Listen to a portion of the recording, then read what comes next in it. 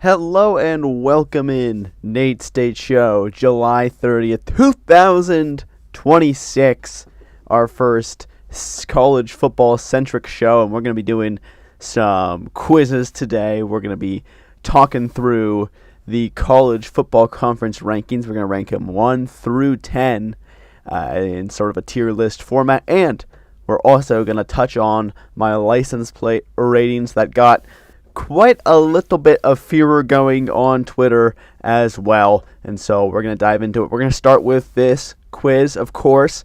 A lot of pressure on me right now because, if you can't name at least a good chunk of college football teams, pretty much every team, then what are you even doing talking about the sport? So kind of have this out in the open. So a little bit nervous for this, but here we go. We're going to start off with just getting into it straight away. ACC, Big 10, Big 12, SEC, MAC, American, Sun Belt, CUSA, Mountain West, Pac-12, and Independent, listing it from left to right here on the Sporkle quiz. And let's go right now. We are underway. All right. Boston College, right off rip. Let's get Pitt, Syracuse. There we go. Some northern schools. Virginia Tech, North Carolina. Probably should have done UNC there. NC State, Wake Forest, and Duke. Carolina schools done. Clemson. Okay, let's hit Coastal now. Carolina and South Carolina as well. All right, heading down the coast, we got Georgia Tech. All right. Florida State. Beautiful. Louisville is in there in the Midwest. Notre Dame, basketball member for the ACC. Let's go ahead and put them in there as well. Pencil them in. Continuing down the coast, Miami is in there for the ACC. Maryland is a Big Ten member now. They're kind of on that same coast. Delaware should also be mentioned there. How about Rutgers, Penn State? We got Pitt already. Temple is in Pennsylvania. Can't forget them. Okay. Missing any schools up north? UMass. Okay. Down there, kind of in the bottom portion of your screen. Oh, UConn. Okay, they're all the way down there. Okay, cool. Boy, who's that B school from the... Okay, we'll get to that later. Let's go hit Iowa, Illinois. Let's get NIU in there as well. I think they're a Mountain West school now, which is goofy all. Northern Illinois. Okay, Indiana. Can't spell. Indiana. Purdue. Ball State. Okay. How about we just go hit Ohio now? Ohio State, Cincinnati, beautiful. Akron, Kent State, Toledo, that is nice. Okay, that might be all the Ohio schools, unless I'm missing something major. Columbus, Cleveland doesn't really have a school there. Okay. Oh, gosh, I'm missing a state, aren't I? Drat. Okay. Continuing the Midwest, Nebraska, Iowa. Well, I already did Iowa. Nebraska, Iowa, Minnesota. Channeling my inner Joe Biden there. USC, UCLA, Oregon, Washington State, Oregon State. Filling out some Pac-12 schools there. That's down there, I believe. Okay, that's nice. Okay, so that should be the Midwest. Oh, Cal. Stanford. Okay. Just one more ACC school. Blanking on that for the moment. Wisconsin's in the Midwest. Okay. All right. So there we go. That's a little bit better. Still filling out Michigan State. How about we hit CMU, MUMU, EMU? That's filling out quite nicely there. How about Buffalo? All right. Cool. Looking good. Missing a school. End school. Northwestern. There we go. Good old Pat Fitzgerald. He's not there anymore, but he was. He was there at one point. Missing an ACC school. That's going to bug me, but we're going to have to move on. Don't have enough time to play all these games. How about we go BYU? Colorado. How about we hit Colorado State while we're there? While we're in Colorado, let's go hit Air Force. How about Army? How about Navy? There's our military academies. Air Force down there and here. How about that for a MAC school? Oh my goodness. Oh, Bowling Green. Oh my gosh, we've done the MAC, y'all. The MAC is complete. And so missing ACC school. Okay, keep going here. Arizona State. How about we hit New Mexico and New Mexico State while we're down here? Mexico. There we go. All right, flying through it. I just kind of want to stay on the West Coast. DSU, SJSU, and DSU. Okay, there's some ND. Wyoming. Beautiful. UNLV. Nevada. Okay, looking real nice. All right. FAU, FIU, USF, UCF. All right, there's some Florida schools right there. Beautiful. Liberty and James Madison and Old Dominion. Okay.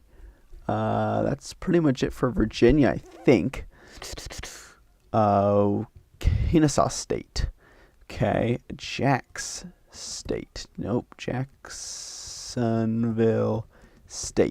Beautiful.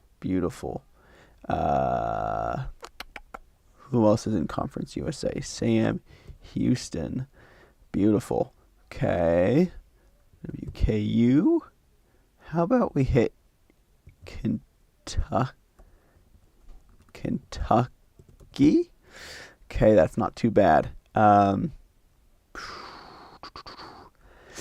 Okay. How about we go? Who am I missing in the B's? Kansas State, Oklahoma State, Texas A&M, TCU, Baylor, Houston. Wow. Okay. Good. SEC, Alabama, Auburn, Missouri. How about we go ahead Missouri State here? Ole Miss State. Nope. MISSIPPI State. Beautiful. Arkansas State. Okay. Cool. Down to just one Conference USA school.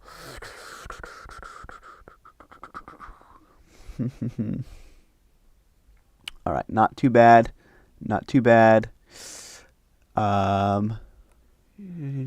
SEC.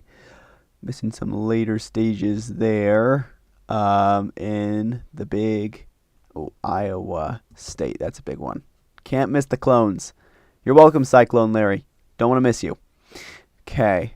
SEC later in the alphabet schools. I'm missing so much. Oh, Utah State. That's a brainwave. West Virginia. Let's hit Marshall while we're there. Appalachian State. Oh, I can spell. Look at that. Texas State. That's down there. All right. Boise State. Beautiful.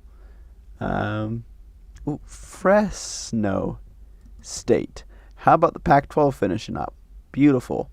All right. Looking good. Army, Navy. So ECU, UAB, Tulane, North Texas.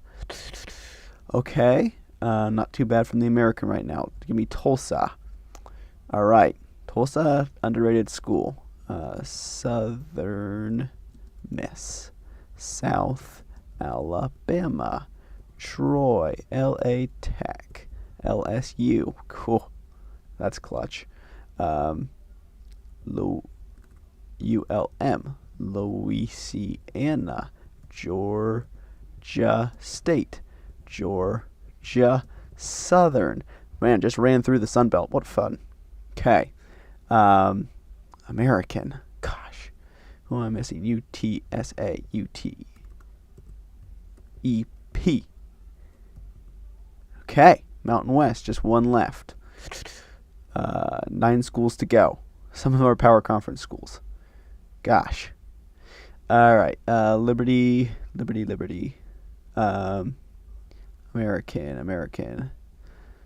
Oh, gosh. Who's in the American? Even. Wichita State's a basketball-only member. Let's see. I'm thinking Midwest.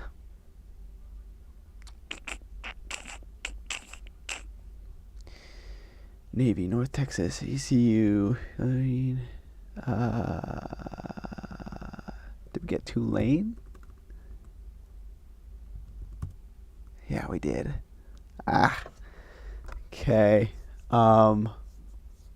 Goodness. Memphis. Wow. Walking in Memphis. That would have been sad because they're like going to win it this year or something like that. Maybe. We'll see. We'll get into the rankings later. Preseason rankings later. I gotta finish up some of these. TCU. LSU. Oklahoma. Texas. Alabama. Florida. South Carolina. Kentucky. Vanderbilt. Tennessee. I apologize to my Vols. Love the Vols. Love all the Vol fans. That would have been bad. 6 more schools. I don't think I'm going to get this, but I'm going to get darn close. Army. Who do they play? Okay. I'm so mad here. I have no idea who that is, though. Pitt. I know who that is. I'm dumb. My gosh. Okay. It's going to be a legend Big Ten school, too. I'm going to be not happy. TCU. Texas. Frick. State. Okay. Coastal Carolina. Air Force.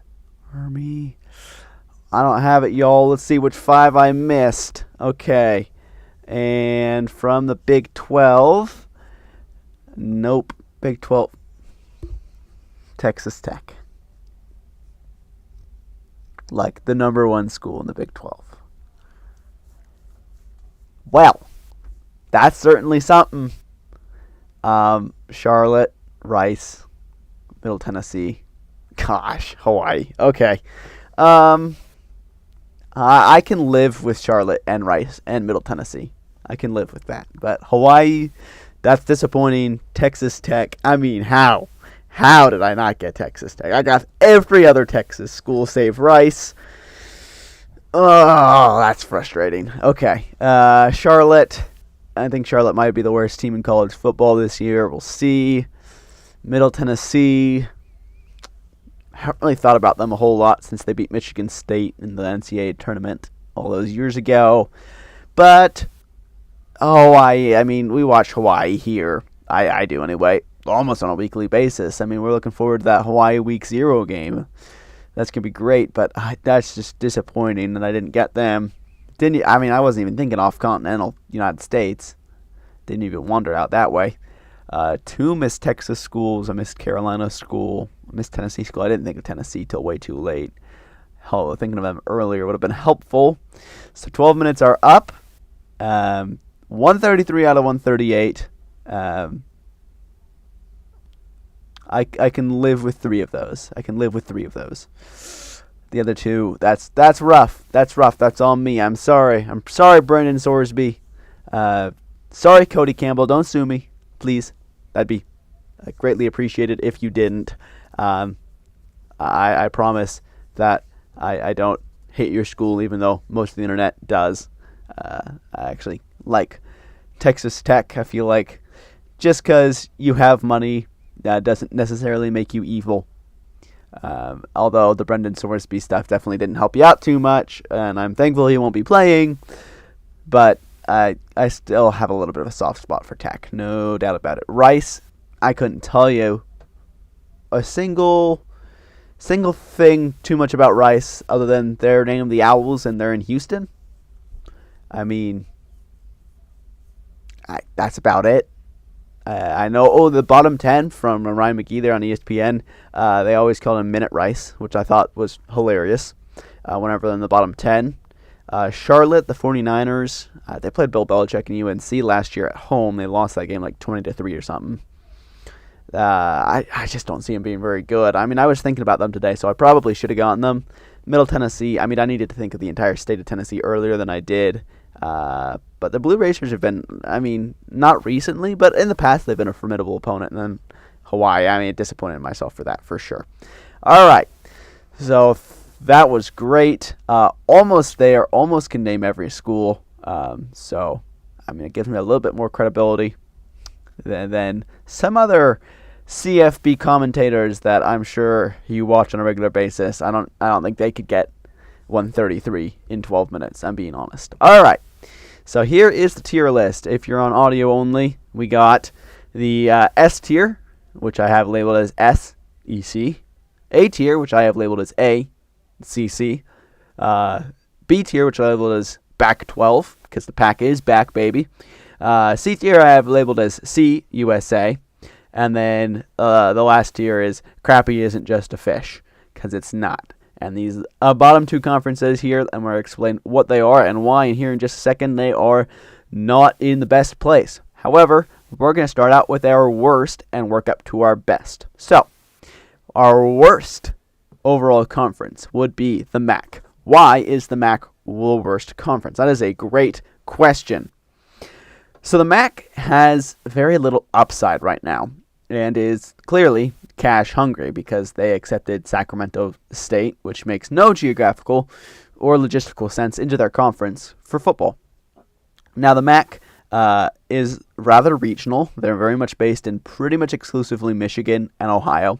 They have expanded, obviously, and they had Buffalo. They've expanded to UMass, but it's Ball State's there from Indiana, but it's mostly Michigan and Ohio schools. Well, that's fine. That's totally all right. But the issue is these are smaller directional schools, and the revenue just isn't quite there in the same way. And so I have MAC schools being our worst overall conference right now. They just can't generate the revenue needed to be elite at sports. Okay, moving on, we have next in our lineup the Conference USA. Now, Conference USA was probably last for a lot of you in the rankings. I have them ahead of the MAC because the upside is much greater. Jacksonville State, Liberty, and Western Kentucky all very heavily invest into athletics. Even schools that aren't quite on the up and up yet, like Delaware and Sam Houston State and Missouri State, have all majorly invested into their athletics here recently. New facilities, moving up to FBS. And honestly, I just like the upside and what they're chasing after more than I like what the MAC is, which is kind of stagnant. So, in my opinion, even though the quality of schools is probably a little bit worse, I think the upside and the potential of the Conference USA, as currently stands, I know they're the run-through of college football, is currently higher than the MAC. Now, can the MAC overtake them with a really good year? Yep, absolutely. I mean, we're purely ranking right now off of 2026, the potential, in my opinion, obviously.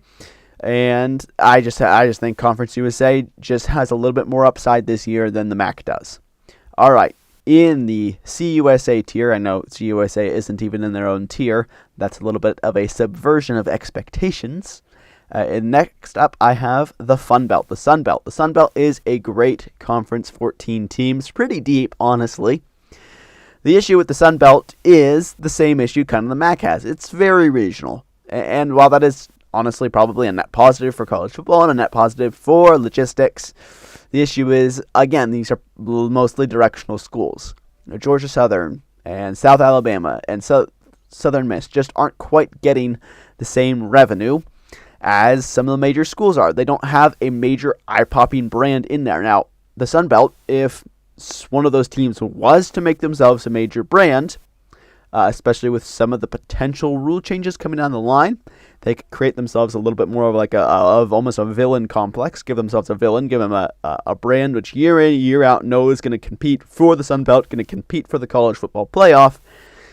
And then the Sun Belt from there will have a little bit more recognizable as a brand because they have that one big brand, kind of like Boise State did for the WAC. And they have that one big brand. The conference is easily more recognizable. And so, I mean, there's a couple of ideas of who that could be. James Madison could be there for sure. They have the money and the resources and the facilities to do it. Harrisonburg is quite a nice college campus. Marshall has wanted to be that school for ages. We could see someone like Troy, who has had a lot of success recently, become that school as well. But somebody has got to crack into the college football playoff consistently. And right now, just because there's a couple other G6 now conferences above it, that's only going to get tougher for the Sun Belt. But the Sun Belt did make it last year, so there's a positive. And also in this tier, I have our new revamped Mountain West. Now, the Mountain West is rebuilt completely top to bottom. The Mountain West went through a lot of changes because the Pac-12 raided them. The Pac-12 took most of their good schools.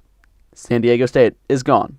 Utah State is gone. Aforementioned Boise State, they're gone. They don't have these great schools that they had at one point. They are left with kind of the remnant. Nevada, UNLV, New Mexico, although I think New Mexico is quite good. There's just, it's not the national recognizable brands that it was. And now they still have their TV deal, and they still have quite a few positives going for them. They still have quite good teams. And they have that chance to have that villain brand. I think UNLV has clearly stated that they're in this to win this. They have the money that a lot of these other G6 programs don't, and they can go out and they can win a bunch of games. And I think with the scheduling that they put together this year, they have the potential to certainly make the college football playoff. I know we were talking about them like that last year as well. Obviously, that kind of fell apart when they went to Miami of Ohio, but I think UNLV has a chance to become a G6 program that we all respect just due to the finances side of things. You know, Las Vegas happens to have a lot of cash flow. There happens to be a lot of rich people around Las Vegas. They'd love to take little underdog UNLV big places and stamp their name all over the college football world. So, absolutely, UNLV can be that team for the Mountain West. The Mountain West can grow into that brand. And especially with rating, the days of rating seem to be maybe subsiding here in a little bit. I could absolutely see the Mountain West actually making another leap if they're able to create that villain complex. Okay, in the next tier I have the American Conference. It used to be the American Athletic Conference. That's not a thing anymore. Now it's just the American. They have a mascot. Soar the Eagle. Soar the Eagle doesn't know how to act. John Gruden's a better actor than Soar the Eagle, as we've seen from the video. That's not a great start. But what's better about the American Conference is they are super physical. Like, this is one of the more physical conferences in the country, and I mean that. Because you just have so many teams that are just so close to each other in skill level, and the recruits are better than they are than at the Sun Belt, the Conference USA, the MAC, and probably even the Mountain West. You just have some better brands in there, Army's in there, Navy's in there. That demands physicality. East Carolina has been a traditionally great G5 program. Now they're probably a traditionally great G6 program, quite frankly. Unfortunately, not playing NC State this year. Would have loved to see that little rivalry continue. NC State didn't want to play it. That is what it is. But East Carolina is going to be there. We have some programs on the up and the coming. We've seen Charlotte go up and then back down again. They could easily come back up. They're going to have, it's Charlotte. Charlotte is an affluent area. We'll see if they get investors into the college football program as well. Other schools in there, Tulsa. Tulsa had a great last year. They're looking to build on that this year. Tulane's still there. Tulane made the college football playoff last year. Tulane's a really good program. They're going to compete perennially for it. Memphis is in that program. Memphis has wanted for ages to make a major college football game. It hasn't happened, but they're in a position to be able to do it. The American's strong enough to be able to be consistently that conference that sends the team to the G5 from the G5 to the playoff, as long as the rules stay the same. And so all these American schools are potentially on the verge of making the conference better if they continue to win. Honestly, the American, just due to recruiting, local ties, and bigger brands, is ahead of the four that I have under them: the Mountain West, the Sun Belt, the Conference USA, and the MAC, of course, as well. The American has a chance to climb rather than to fall, in my opinion. I think they're more likely to be a riser than a faller here in the G5. Obviously, the American started here because they took they were able to take pretty much all the schools from the Big East. Then they got completely raided, dropped them way down, cut them at the knees. They're rebuilding again. I like what the American is doing, but Soar the Eagle has got to learn to act better. All right, so next up we have the Pac-12. The Pac is back. 8 schools. Should be a lot of fun. 9 schools for basketball. Gonzaga. I actually think that's going to be one of the best basketball conferences in the country. Easily the 5th. They're going to compete with 4th year in, year out. The Pac-12 is, well, I should say the Pac-8 is going to be a pretty good football conference. The issue they're going to run into is most of the schools are about the same skill level. And so Utah State's going to beat up on San Diego State, who's going to beat up on Boise State, who's going to beat up on Fresno State, who's going to beat up on San Diego State, who's going to beat up on Washington State, who's going to beat up on Oregon State, who's going to beat up on Texas State.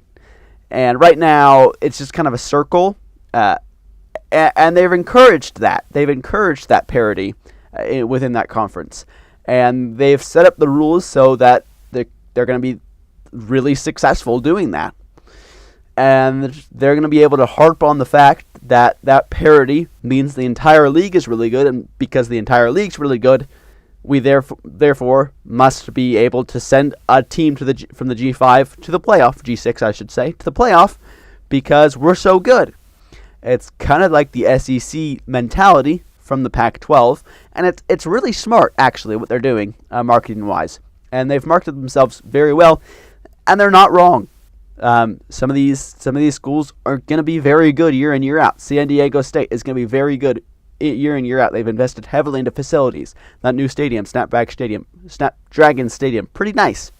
Boise State always feels like they're there. Utah State is really well set up for the future as well. They have Crumble Cookie on their side. Yeah. And so the Pac-12 is going to be right there year in, year out with the American. Those two are primarily going to be battling for the spot in the G6 playoff. And we'll see what happens between those two teams. Conferences, I should say. But right now I have the Pac-12 slightly ahead of the American. Okay, so that brings us to our next tier.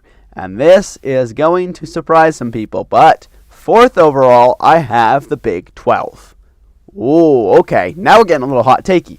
You might think, but here is what I say.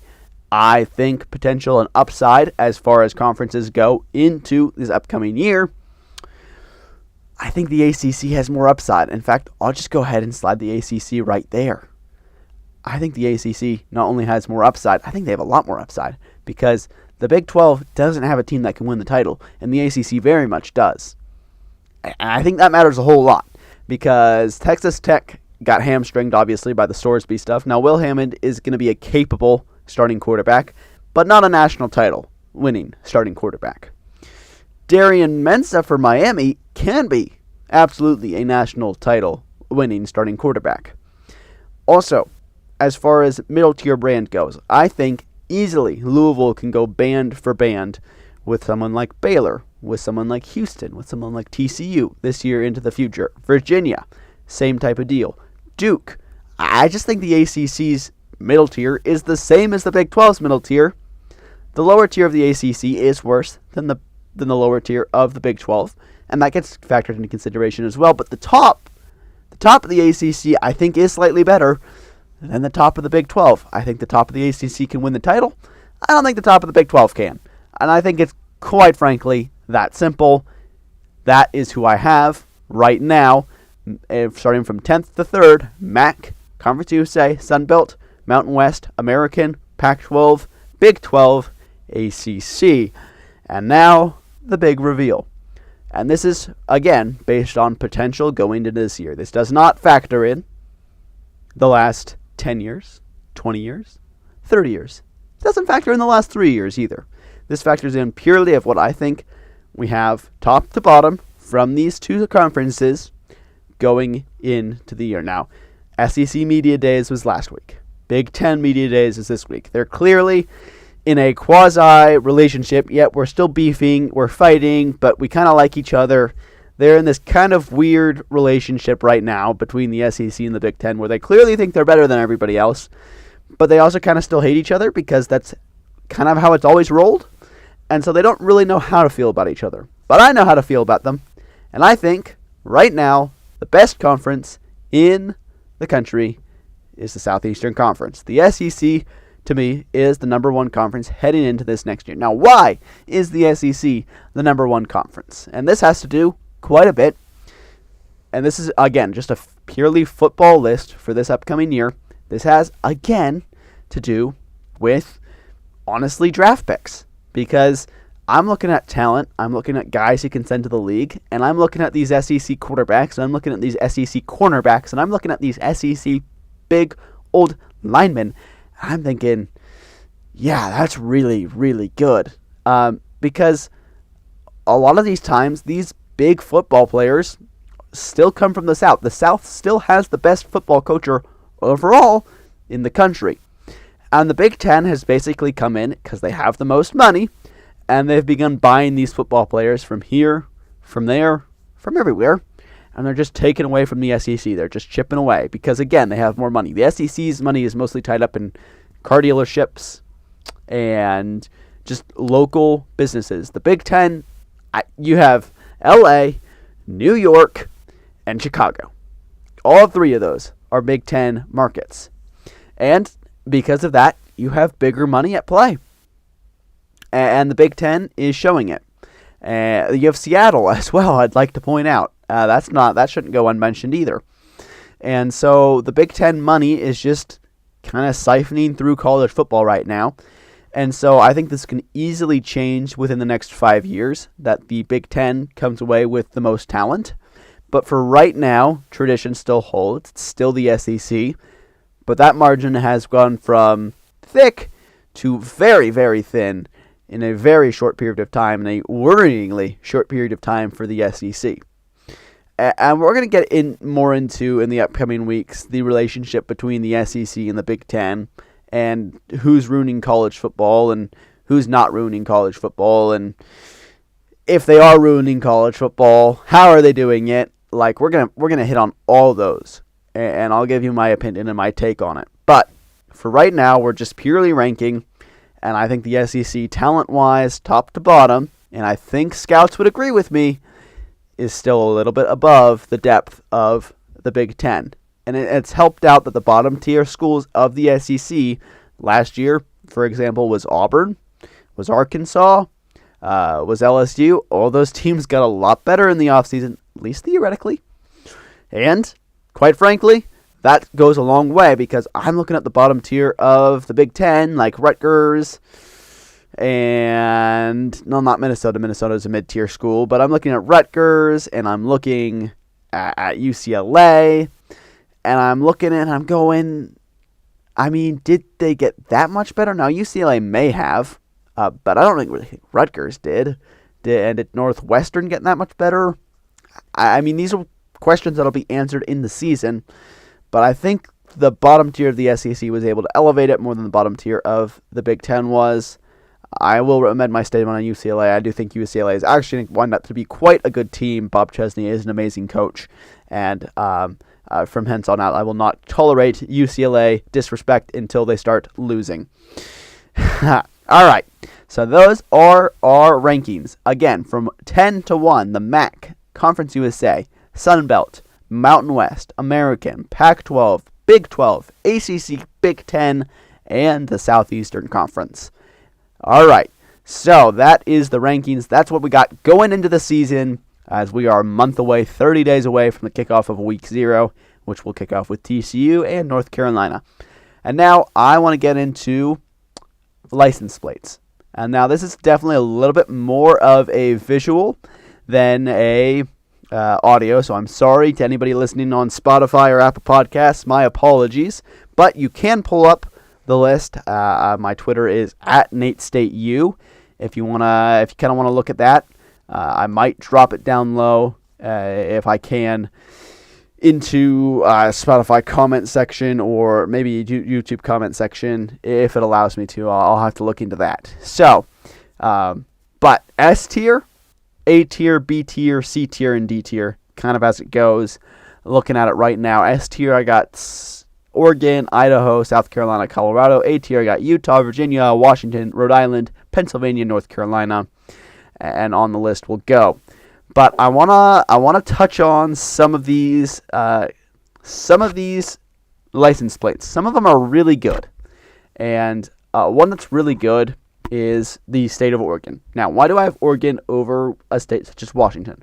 First and foremost, Washington, it's not centered.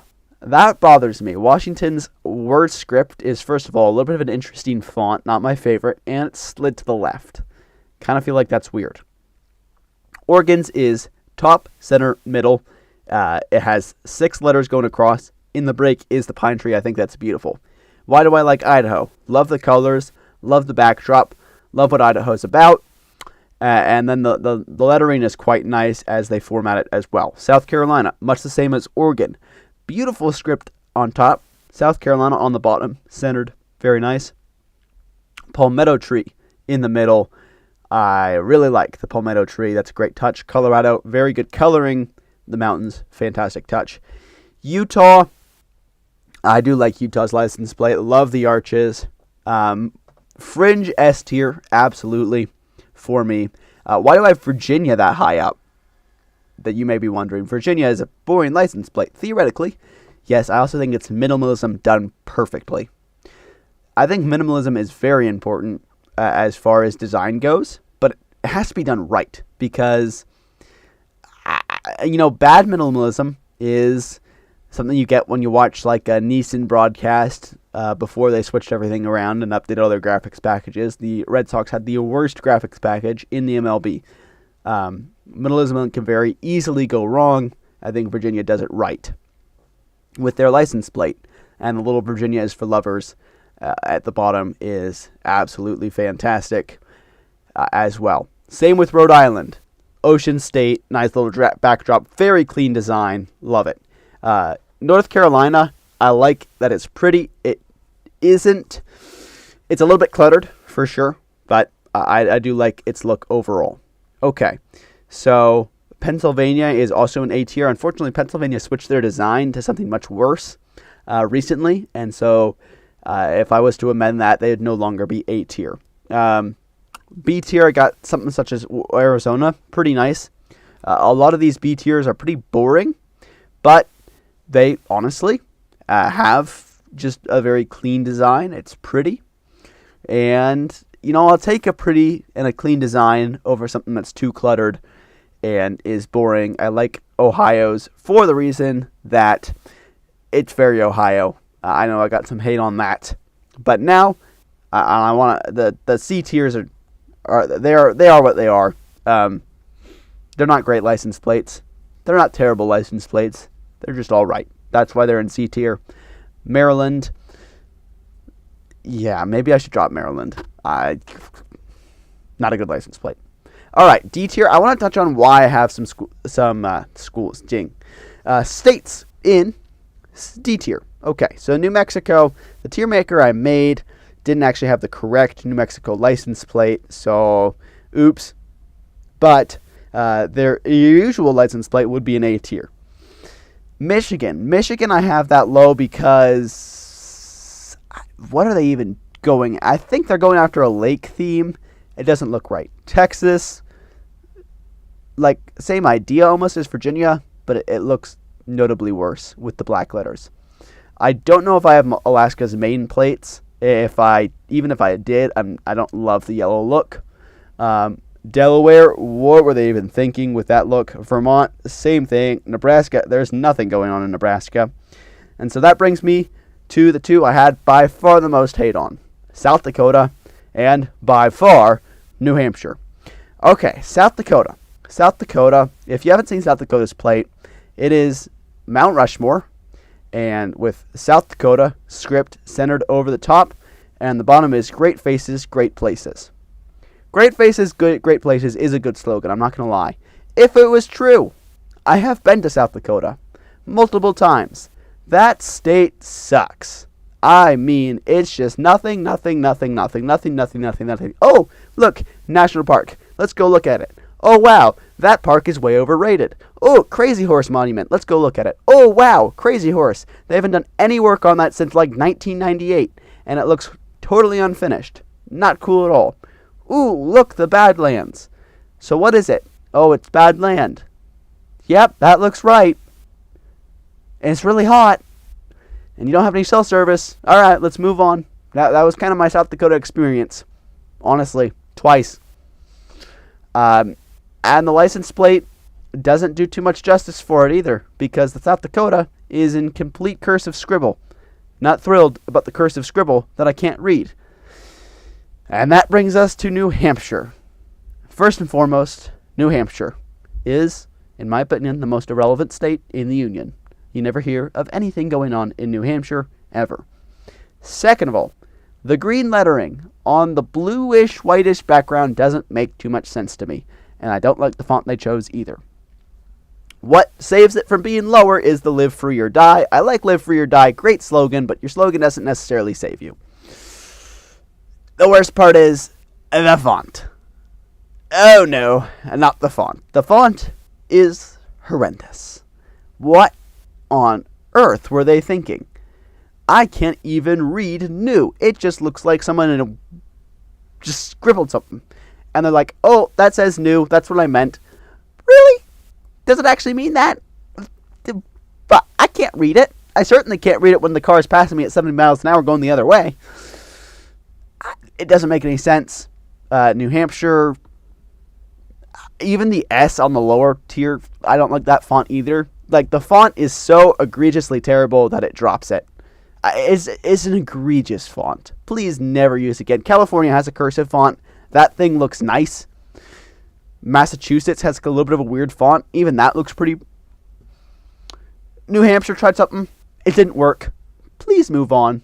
Please, for the love of everything, move on. Because Live Free or Die is absolutely incredible.